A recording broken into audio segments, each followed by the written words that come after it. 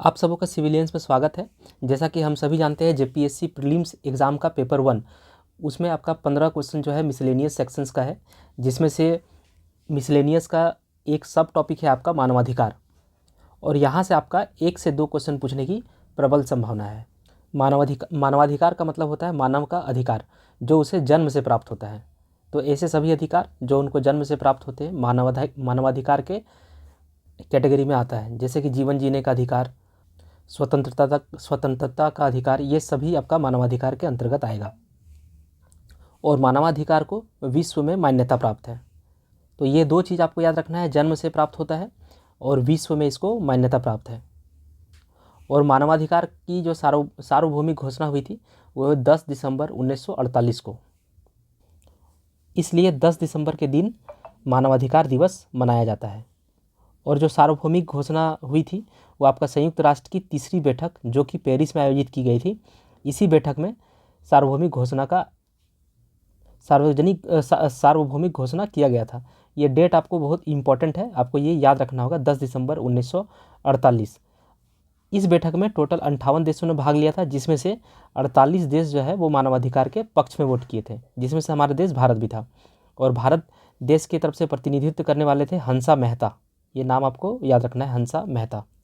ज़्यादा से ज़्यादा चीज़ें जो है कनेक्शंस के जरिए आपको याद करवाने की कोशिश करेंगे। देखिए, हंसा मेहता नाम याद रह जाएगा। अगर आप जैसे मानव है और आपको अगर आपका अधिकार प्राप्त हो जाए तो आप हमेशा क्या रहेंगे, हंसते रहेंगे। तो हंसा मेहता। तो भारत के तरफ से इस बैठक में प्रतिनिधित्व कौन किए थे, हंसा मेहता ने। उसके बाद मानवाधिकार ड्राफ्टिंग कमेटी के चेयरमैन कौन थे। मानवाधिकार में जितने भी धारा, अध्याय, ये सब है, इन सभी की ड्राफ्टिंग जो है वो किन्होंने की होगी, तो एक समिति ने की थी। और जिसके चेयरमैन जो है वो रूजवेल्ट है। जिस तरह से हम लोग सीएनटी एक्ट पढ़े थे, तो सीएनटी एक्ट का जो ड्राफ्टिंग किया हुआ था वो एच हॉफमैन के द्वारा किया गया था। सेम यहाँ पे भी मानवाधिकार का जो ड्राफ्टिंग कमेटी था, तो ड्राफ्टिंग कमेटी मानवाधिकार का ड्राफ्टिंग तैयार करने के लिए बनाया गया था। और इस कमेटी का जो चेयरमैन थे वो रूजवेल्ट थे। इस नाम को भी हम लोग आराम से याद रख सकते हैं। ये कमेटी क्यों बनाई गई थी, ताकि मानवाधिकार सबको दिया जाए। अब मान लीजिए कि आपको मानवाधिकार नहीं मिलेगा तो आप क्या करिएगा, बेल्ट से मारिएगा। आप चाहते हैं मानवाधिकार मिले, लेकिन अगर कोई रोक रहा है, नहीं देने खोज रहा है आपको मानवाधिकार, तो आप क्या करेंगे, उसको बेल्ट से मारिएगा। और अगर मानवाधिकार मिल जाता है तो आप क्या करेंगे, हंसेंगे। तो हंसा मेहता और रूजवेल्ट ये दोनों ही कनेक्ट हो गया। अब यहाँ पे आप ये 10 दिसंबर 1948 आपको याद रखना है। 10 दिसंबर मानवाधिकार दिवस होगा और 1948 में ही 48 छिपा है, यहाँ पे 48 देशों ने मानवाधिकार के पक्ष में वोट किया था। और मानवाधिकार का मैग्ना कार्टा किसे कहा जाता है, तो ये जो सार्वभौमिक घोषणा हुई थी 10 दिसंबर 1948 को, इसी चीज़ को मैग्ना कार्टा कहा जाता है। तो ये जो है ये आपका इंटरनेशनल लेवल पे है। और अब हम लोग अपने देश भारत में देखते हैं। तो भारत में राष्ट्रीय मानवाधिकार आयोग 1993 में गठित किया गया था। तो ये भी आपका क्वेश्चन पूछ सकता है कि भारत का राष्ट्रीय मानवाधिकार आयोग कब स्थापित हुआ या गठित हुआ, तो 12 अक्टूबर 1993।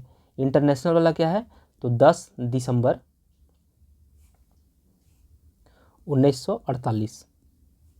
और भारत का क्या है, 12 अक्टूबर 1993।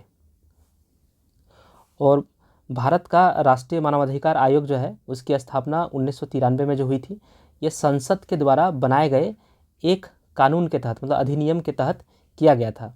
उसका नाम था मानव अधिकार अधिनियम 1993।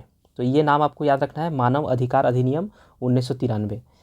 और चूंकि यह संसद में एक अधिनियम के तहत बनाया गया था, इसलिए इसको सांविधिक निकाय कहते हैं, सांविधिक निकाय या फिर वैधानिक निकाय। सांविधिक या वैधानिक, गैर संवैधानिक ये नहीं होगा। मतलब कि गैर संवैधानिक कहिए, चाहे सांविधिक कहिए या वैधानिक कहिए, आपको ये चीज़ याद रखना है कि संवैधानिक निकाय नहीं है। इसको हम लोग तुरंत अभी समझने वाले हैं। एक होता है संवैधानिक निकाय और एक होता है सांविधिक निकाय। तो मतलब ये हो गया आपका, सांविधिक निकाय को ही गैर संवैधानिक या फिर वैधानिक, ये 3 नाम है इसका। तो आप सिर्फ ये याद रखिएगा कि संवैधानिक निकाय नहीं है। कौन नहीं है? तो राष्ट्रीय मानवाधिकार आयोग। वो क्या है? तो सांविधिक निकाय है। दोनों में डिफरेंस क्या है देख लेते हैं। संवैधानिक निकाय जो होती है उसका उल्लेख संविधान में होता है, जबकि सांविधिक निकाय मतलब गैर संवैधानिक निकाय, इसका जिक्र संविधान में नहीं होता। और जो संवैधानिक निकाय होती है जैसे कि वित्त आयोग है, सूचना आयोग, कैग, यूपीएससी, इन सभी को संविधान के द्वारा शक्तियाँ प्राप्त होती है और इनके इनके कुछ नियमों में अगर बदलाव करना है तो इसके लिए संविधान संशोधन लाना पड़ेगा। जबकि सांविधिक निकाय जैसा कि हम लोग के NHRC, national human right commission, राष्ट्रीय मानवाधिकार आयोग, या फिर सेबी हो गया, यूआईडीएआई हो गया, और एनएचआरसी जिसको हम लोग पढ़ ही रहे हैं, ये सभी आपका सांविधिक निकाय होगा। ऐसा इसलिए क्योंकि इसका जिक्र संविधान में नहीं है और इसके किसी पार्ट में अगर संशोधन करना है तो इसके लिए संविधानिक संशोधन का संविधान संशोधन लाने की आवश्यकता बिल्कुल भी नहीं है। संसद के एक अधिनियम द्वारा ही इसमें बदलाव किया जा सकता है। तो आई होप कि आप समझ गए होंगे संवैधानिक निकाय और सांविधिक निकाय में डिफरेंस क्या है। तो इसी तरह से जो हमारा राष्ट्रीय मानवाधिकार आयोग है ये एक आपका सांविधिक निकाय है। सांविधिक निकाय मतलब वैधानिक निकाय या फिर आप गैर संवैधानिक निकाय कह सकते हैं। आप सिर्फ ये चीज़ ध्यान रखिएगा कि संवैधानिक निकाय नहीं है, संवैधानिक। इसमें टोटल आपका 8 अध्याय है और 43 धाराएं हैं। और राष्ट्रीय मानवाधिकार अधिनियम में जो संशोधन किया गया था वो आपका जुलाई 2019 में किया गया था। और इसमें संशोधन करके आपका अभी इसको हम लोग बाद में भी पढ़ेंगे, इसी पीडीएफ के लास्ट में भी है, जिसमें आपका राष्ट्रीय विकलांग आयोग, राष्ट्रीय पिछड़ा आयोग और बाल कल्याण आयोग, इनकी परिभाषाएं जोड़ी गई थी। कब? तो जुलाई 2019। इसके पहले ये तीनों की परिभाषाएं नहीं थी। राष्ट्रीय विकलांग आयोग नहीं था और राष्ट्रीय पिछड़ा आयोग का परिभाषा इसमें नहीं था और बाल कल्याण आयोग की परिभाषा नहीं थी। तो इन तीनों को जोड़ा गया 2019 में। और टोटल अगर देखा जाए तो 15 परिभाषाएं हैं और ये परिभाषाएं जो है अध्याय 2 के अंतर्गत आती है। तो ये आपको याद रखना होगा कि राष्ट्रीय मानवाधिकार आयोग में टोटल आपका 15 परिभाषाएं हैं और ये सभी परिभाषाएं अध्याय 2 के अंतर्गत आती है। और ये सब चीज़ अभी हम लोग कुछ देर बाद में भी देखेंगे। संपूर्ण भारत में राष्ट्रीय मानवाधिकार अधिनियम कब लागू हुआ? तो लागू हुआ आपका 28 सितंबर 1993। और एनएचआरसी का गठन कब हो गया था? तो गठन हुआ था 12 अक्टूबर 1993। तो पहले आपका अधिनियम को लागू किया गया 28 सितंबर 1993 में और फिर आयोग का गठन हुआ, मानवाधिकार आयोग, राष्ट्रीय मानवाधिकार आयोग का गठन हुआ 12 अक्टूबर में, 12 अक्टूबर 1993, मतलब कुछ दिन के बाद। और उस समय तत्कालीन राष्ट्रपति जो थे वो शंकर दयाल शर्मा थे और प्रधानमंत्री जो थे वो पीवी नरसिम्हा राव। अब यहाँ पे देखिए दयाल शब्द पकड़ लीजिए, राष्ट्रपति दयाल। मानवाधिकार कौन आपको दे सकता है? तो जिसमें दया होगा, तो ये कनेक्ट हो गया आपका। और उस समय प्रधानमंत्री कौन थे? पीवी नरसिम्हा राव। इसको आप लोग याद कर लीजिएगा। अध्याय 2 में राष्ट्रीय मानवाधिकार आयोग के बारे में जिक्र है और अध्याय 5 में राज्य मानवाधिकार आयोग का जिक्र है। तो ये अध्याय आपको याद रखना है कि राज्य मानवाधिकार आयोग जो है वो 5वें नंबर अध्याय में कही गई है। फिर देखते हैं मानवाधिकार संरक्षण संशोधन अधिनियम, जो कि आपका 2019 में, जुलाई 2019 में लाया गया था। तो इसमें क्या था कि इसके अनुसार राष्ट्रीय एवं राज्य मानवाधिकार के अध्यक्ष जो होंगे और सदस्य जो होंगे उनके कार्यकाल की अवधि जो है 3 वर्ष कर दिया गया। 3 वर्ष या फिर 70 वर्ष, मतलब मैक्सिमम 3 साल तक कार्य कर सकते हैं अध्यक्ष और सदस्य के रूप में, या फिर अगर उनकी आयु 70 वर्ष हो जाती है तो भी वो पद से इस्तीफा देना पड़ेगा उनको।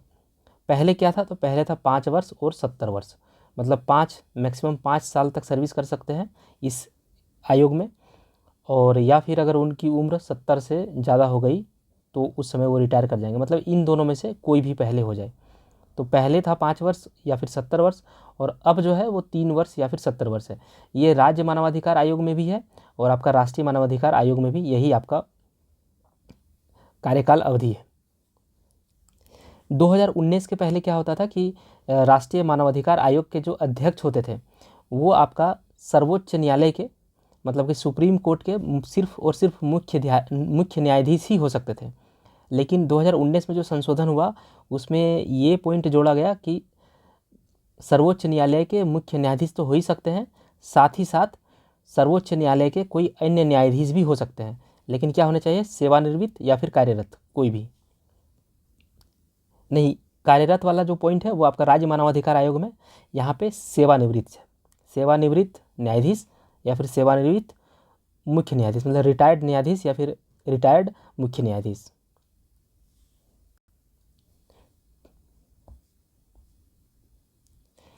इसके प्रथम अध्यक्ष जो रहे थे, मतलब एनएचआरसी के प्रथम अध्यक्ष न्यायमूर्ति रंगनाथ मिश्र, और वर्तमान अध्यक्ष जो है वो है अरुण कुमार मिश्र, और इनसे पहले एचएल दत्तू थे। राष्ट्रीय मानवाधिकार आयोग में एक अध्यक्ष, 4 पूर्णकालिक सदस्य और 7 जो है पदेन सदस्य, मतलब टोटल मिलाकर के 12 सदस्य होते हैं, अध्यक्ष सहित 12 सदस्य। और जो अध्यक्ष होंगे वो कौन होंगे, तो सुप्रीम कोर्ट के सेवानिवृत्त मुख्य न्यायाधीश या फिर सुप्रीम कोर्ट के सेवानिवृत्त न्यायाधीश। एक सदस्य जो है वो आपके किसी भी हाई कोर्ट के, मतलब उच्च न्यायालय के, किसी भी राज्य के उच्च न्यायालय के कार्यरत या फिर सेवानिवृत्त न्यायाधीश हो सकते हैं। और 3 जो रहेंगे वो आपका मानवाधिकार के विशेषज्ञ रहेंगे, जिसमें से एक महिला होना कंपलसरी है। और पदेन सदस्य कौन होते हैं, तो जो पद में होते हैं उन्हीं के लिए ये सब पोस्ट रखा गया। जैसे सुप्रीम कोर्ट नहीं, अनुसूचित जाति आयोग के अध्यक्ष, राष्ट्रीय अनुसूचित जाति आयोग के जो अध्यक्ष होंगे, एक वो रहेंगे पदेन सदस्य में। राष्ट्रीय अनुसूचित जनजाति आयोग के अध्यक्ष, राष्ट्रीय महिला आयोग के अध्यक्ष और राष्ट्रीय अल्पसंख्यक आयोग के अध्यक्ष। तो ये 4 पद में जो रहेंगे पोस्टेड, वो सभी पदेन सदस्य कहलाएंगे। और 2019 में आपका 3 और जोड़ दिया गया, तो अब हो गया राष्ट्रीय पिछड़ा वर्ग आयोग के जो अध्यक्ष होंगे वो भी पदेन सदस्य में होंगे, राष्ट्रीय बाल संरक्षण आयोग के जो अध्यक्ष होंगे और राष्ट्रीय दिव्यांग कल्याण आयोग के जो अध्यक्ष रहेंगे, तो ये सभी आपका पदेन सदस्य में होंगे। तो पदेन सदस्य टोटल है 7, 3 आपका सदस्य होगा, 4 आपका सदस्य होगा और 1 आपका अध्यक्ष होगा, टोटल आपका 12 सदस्य। तो आपको इतना याद करने की आवश्यकता नहीं है ये सब, बस आपको ये याद रखना है कि 2019 में जो संशोधन हुआ था उसमें 3 सदस्यों को जोड़ा गया था। तो राष्ट्रीय पिछड़ा वर्ग आयोग के अध्यक्ष को जोड़ा गया था, राष्ट्रीय बाल संरक्षण आयोग और राष्ट्रीय दिव्यांग कल्याण आयोग। और राष्ट्रीय मानवाधिकार आयोग में जितने भी सदस्य हो चाहे अध्यक्ष हो, इनकी नियुक्ति जो है राष्ट्रपति के द्वारा की जाती है, लेकिन एक समिति की सिफारिश पर, और वो समिति जो है प्रधानमंत्री के नेतृत्व में गठित की जाती है।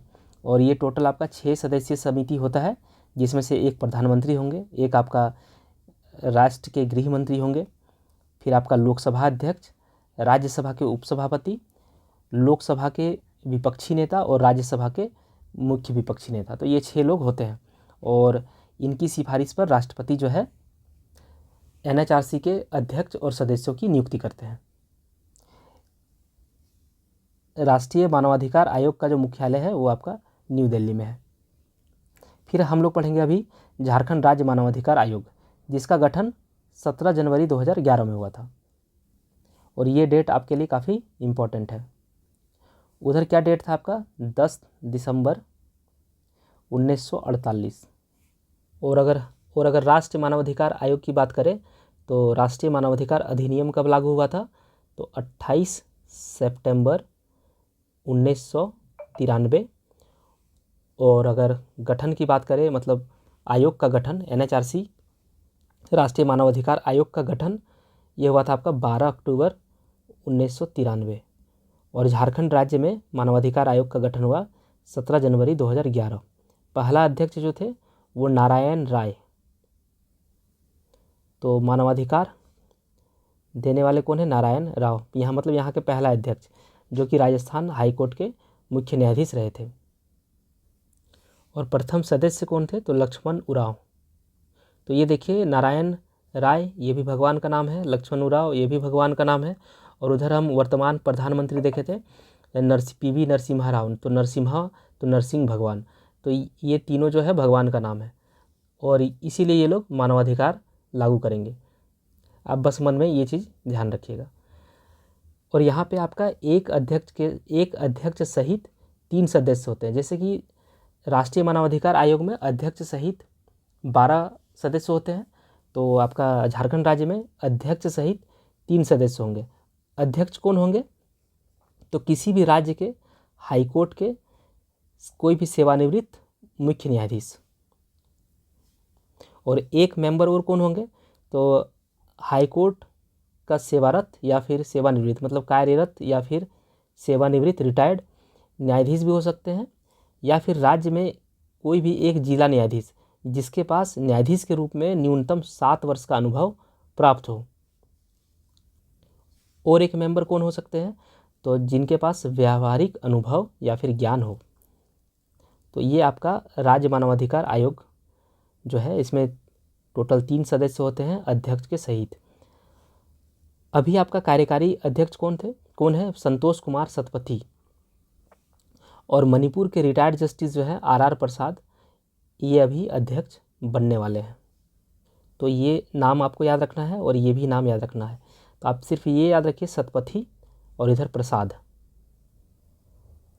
सतपथी जो है वो कार्यकारी अध्यक्ष है और प्रसाद जो है वो आपका अध्यक्ष बनने वाले हैं, या फिर हो सकता है जब तक आप एग्ज़ाम देंगे तब तक बन चुके होंगे। तो एक बार हम लोग शुरू से देख लेते हैं जो भी याद करने लायक चीज़ था।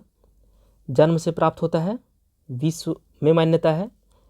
घोषणा कब हुई थी? 10 दिसंबर 1948। और अगर भारत की बात करें तो भारत में आपका 2 डेट है, 28 सितंबर 1993। इस समय अधिनियम लागू हुआ और इसी अधिनियम के आलोक में 12 अक्टूबर 1993 में आयोग का गठन हुआ। टोटल 48 देश मानवाधिकार के पक्ष में वोट किए थे और 10 दिसंबर को मानवाधिकार दिवस मनाया जाता है। ड्राफ्टिंग कमेटी के चेयरमैन कौन थे? रूजवेल्ट। तो यहाँ पे बेल्ट शब्द को पकड़ना है। अगर मान लीजिए आपको मानवाधिकार नहीं मिलता है तो आप क्या करिएगा, जो भी आपको मानवाधिकार लेने से रोक रहा है उसको आप बेल्ट से मारिएगा। और अगर मानवाधिकार मिल जाएगा तो आप क्या होंगे? हंसेंगे, मतलब खुश रहेंगे। तो हंसा मेहता जो है भारत की तरफ से इस बैठक में भाग लिए थे। तो इस तरह से आप सोच सोच के याद रख सकते हैं चीज़ों को। कैसा निकाय है? तो सांविधिक निकाय है। सांविधिक का मतलब होता है वैधानिक या फिर गैर संवैधानिक, और किसी भी सूरत पे इसको संवैधानिक में आप लोग टिक नहीं करेंगे। दोनों में क्या डिफरेंस है इसको हम लोग डिस्कस कर चुके हैं। टोटल 8 अध्याय और 43 धारा होती है। यहाँ पे कुल मिला के 15 परिभाषाएँ हैं और ये 15 परिभाषाएँ जो है अध्याय 2 के अंतर्गत आती है।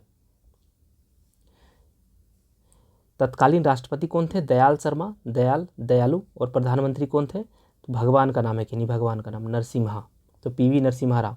आप ऑप्शन देखिएगा तो ये अगर आपको याद रहेगा कि कोई 3 भगवान थे, एक लक्ष्मण, नारायण और नरसिम्हा। तो नरसिम्हा राव जैसे मिलेगा तो आप समझ जाएंगे कि प्रधानमंत्री ही थे। आप लोग पढ़े ही हैं बहुत सारा, अभी तक तो पढ़ते ही आए हैं, तो ये नाम मिस नहीं होगा। अध्याय 2 में राष्ट्रीय मानवाधिकार आयोग है और अध्याय 5 में राज्य मानवाधिकार आयोग है। कितने टाइम पीरियड क्या है अध्यक्ष का और सदस्यों का? कार्यकाल क्या है? तो 3 वर्ष या फिर 70 वर्ष, जो भी पहले हो जाए। राष्ट्रीय मानवाधिकार आयोग के प्रथम अध्यक्ष रंगनाथ मिश्र और वर्तमान अध्यक्ष कौन है? तो अरुण कुमार मिश्र। ये नाम आपको अलग से याद रखना होगा। अरुण कुमार मिश्र से पहले जो थे अध्यक्ष वो HL दत्तू थे।